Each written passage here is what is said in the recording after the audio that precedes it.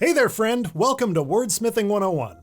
I'm Ramses the Pigeon, and I'm here to help you with some things that your English teacher should have taught you, but probably didn't.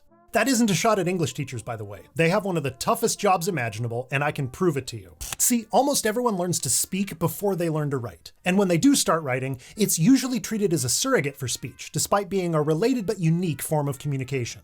That's why so many people make mistakes like writing would've when they mean would have.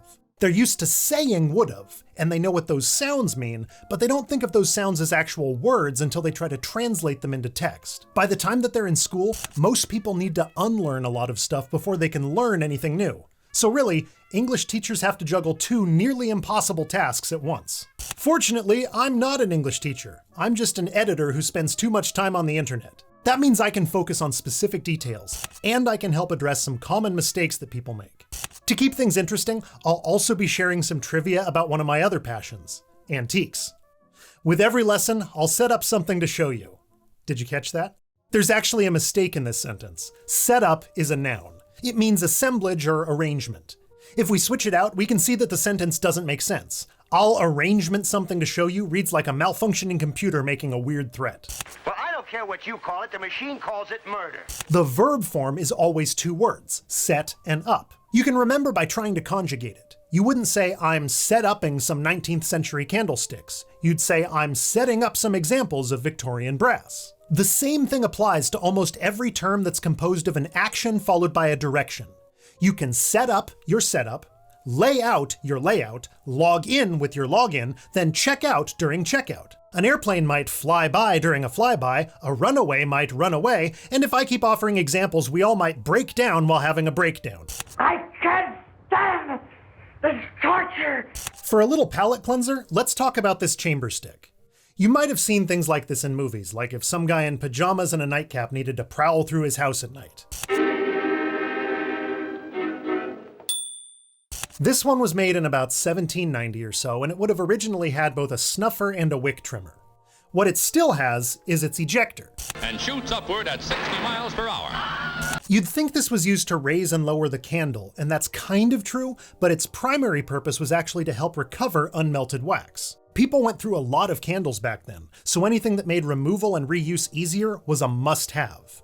Here's one way to stretch your money, but a better way is to get Aero Wax and save 28 cents a pint. Most candlesticks from the era have ejectors, actually. These were manufactured at around the same time, and as you can see, they have ejectors too. Let's talk about the Chamberstick a bit more though. Chamberstick is one word. If we were to put a space in it, then chamber could be mistaken for a verb, like when you chamber a bullet in a gun. Just like with setup and set up, a lot of terms really need or should not have a space. Yes, I've heard all about it.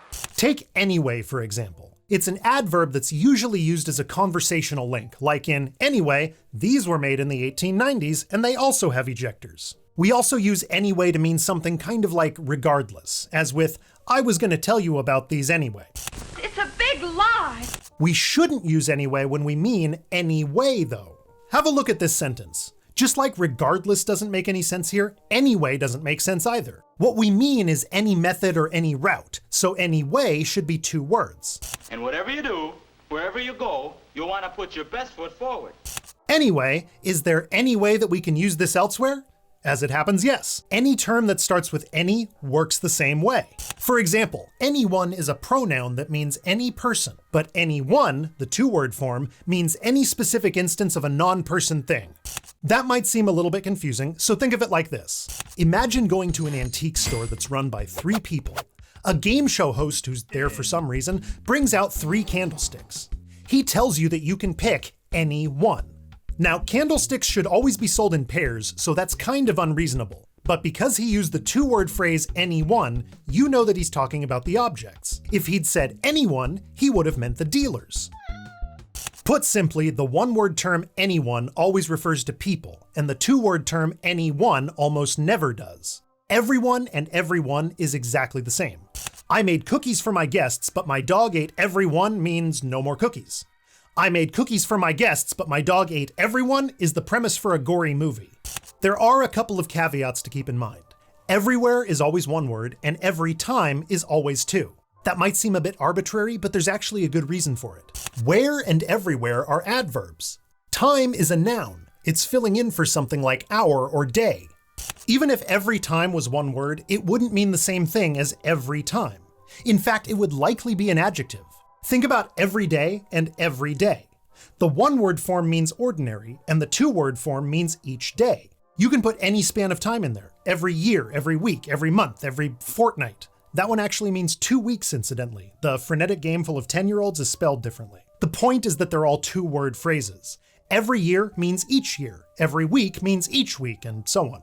If every year was a one-word adjective, well, it would look weird, but it would probably mean something like annual. By the same virtue, every time would probably mean predictable. Still, let's not get too speculative. Just remember that every time is always 2 words, and that despite meaning different things, conflating every day and every day is an everyday mistake that people make every day. Hopefully you won't make that mistake now, though. And hopefully you've learned a few other things too. To recap, terms comprising an action followed by a direction are always 2 words when they're verbs and 1 word when they're nouns. We also talked about the difference between anyway and anyway, and we applied that to similar things, like with anyone and anyone. We could flash back for a flashback, but that would just be annoying. So instead, let's put everything together in one paragraph.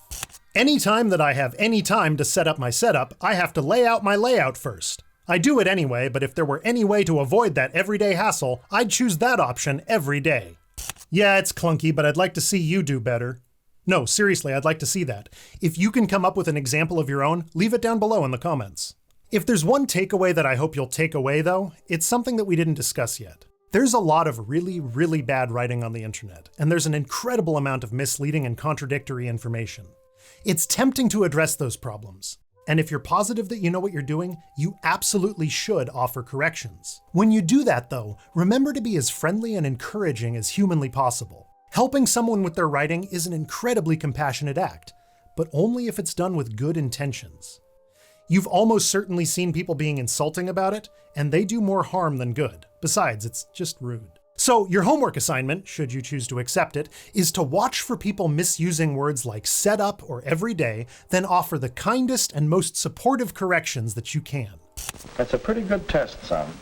Put yourself in the other person's place. Thanks for sticking around until the end of the lesson. If there's something that you'd like me to cover next time, leave me a comment and I'll try to add it to the curriculum.